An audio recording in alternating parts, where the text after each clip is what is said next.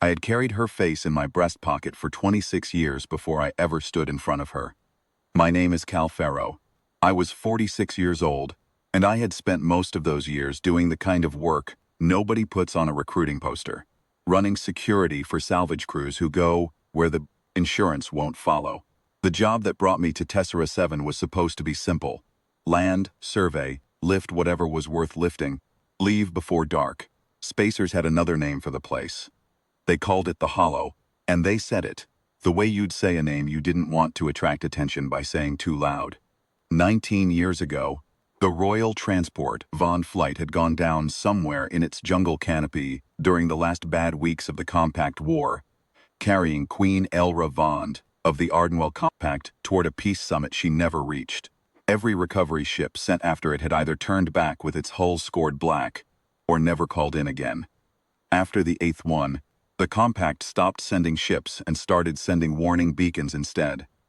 Tessera 7 became a name you didn't fly toward. Crew wasn't there for the Queen. Nobody was, not anymore. We were there for the transport's drive core. Vond-era alloy was worth more per kilo than anything we'd touched in years. And our captain, Resh Talbot, had a chart that put the wreck 3 clicks inside the tree line from where we safely set down. 3 clicks of jungle that had grown over a battlefield and a grave at the same time. I'd been a young recruit, 19 years old myself on my first deployment, when the news came through that the Vond flight was missing.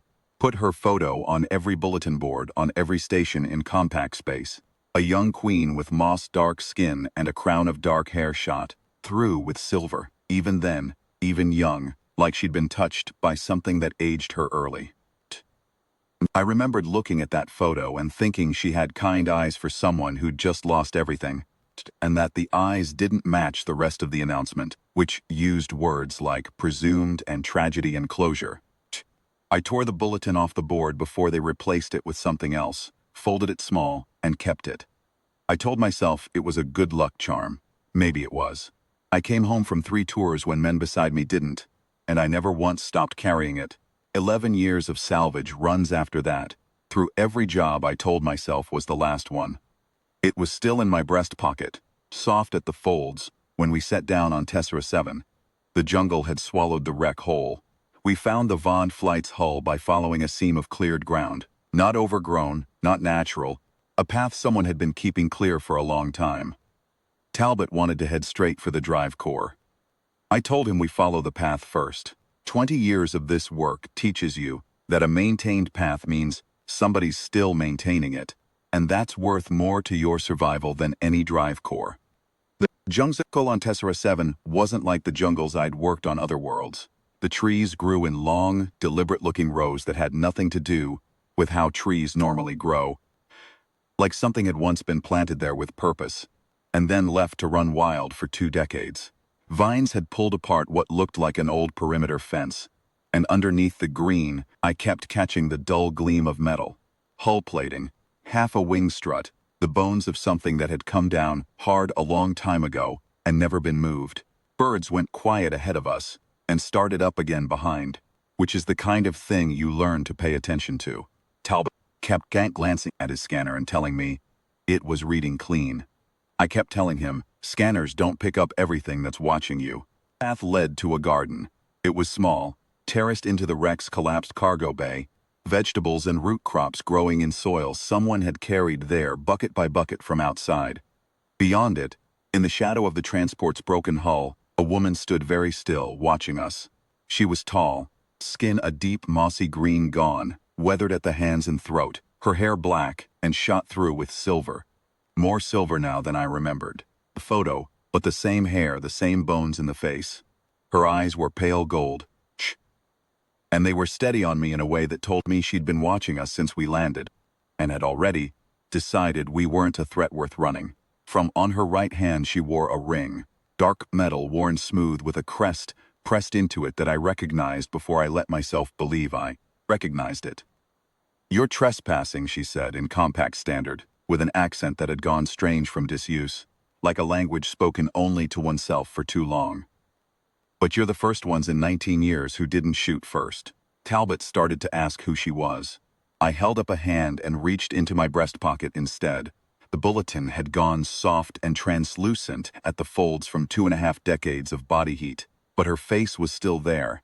6 years younger, and so was the seal. The same crest as the ring on her hand. I held it out to her. I think I've been carrying you around since before either of us would have believed it. She took the bulletin from me with both hands. Careful, the way you hold something that might fall apart. For a long moment she didn't say anything. Then her thumb moved over the photo of her own face, the young woman she'd been before 19 years of jungle and silence, and her eyes filled. Not spilling over, just standing full, the way water stands at the very lip of a cup. Nobody came, she said quietly. I told myself nobody would, and I made the garden anyway. Don't know why.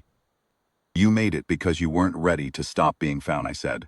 Some part of you was still waiting. That was when the ground began to hum. She moved fast. Faster than I expected from someone who'd spent 19 years alone, grabbing Talbot's sleeve and pulling him toward the hull's shadow, just as 3 picket drones rose out of the canopy on the far side of the clearing. Old war hardware, compact issue, the same model I'd serviced as a young soldier before I ever shipped out. 19 years of jungle growth hadn't stopped them. They were why no recovery ship had ever come back.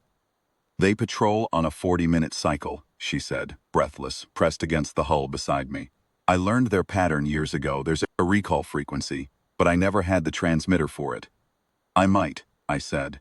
Old war surplus security gear doesn't change as fast as people think. The handset on my belt was 20 years out of date, which meant it was exactly old enough to still carry the compact recall codes buried in its emergency channel. Codes nobody had bothered to strip, because nobody expected anyone to still be carrying that hardware. I keyed it, broadcast the stand-down sequence I'd memorized as a recruit and never once needed, and watched all 3 drones hang motionless in the air for a long 3 seconds before they folded their wings and dropped, dead, into the undergrowth. Nobody spoke for a moment. Then Talbot very carefully said, Cal, who is she? She's the reason this whole moon has been a graveyard for 19 years, I said, and she's the queen of the Ardenwell Compact, taking her home. Elra looked at the dead drones, then at the garden she'd kept alive on nothing but stubbornness, and then at me. For a moment I thought she might say something about the 19 years, or the war, or the recovery ships that had come for the wreck, and never once for her. Instead she slid the ring from her finger, the one with the crest, the one that matched the bulletin, and pressed it into my palm, closing my fingers over it with both of her hands. Her hands were rough, a worker's hands, nothing like the smooth photo in my pocket, and somehow that made it more real, not less. Keep this until we're somewhere it means something again, she said. I have a feeling I'm going to need both hands free for the rest of this. We lifted off an hour later, leaving the drive core where it lay. Some cargo isn't worth the trip. Talbot didn't argue, told me he understood that too. Through the viewport, Elra watched the jungle fall away beneath us without flinching, the way you watch something close that you've already said goodbye to. Not with grief, but with the particular stillness of someone who has finally been allowed to stop standing guard. 3 weeks later, when the Ardenwell court confirmed who we'd brought home, I tried to give the ring back. She closed my fingers over it again, the same way, and told me that some things, once given, don't come back just because someone asks politely. By then I'd stopped arguing with her about most things. It was easier, and she was usually right.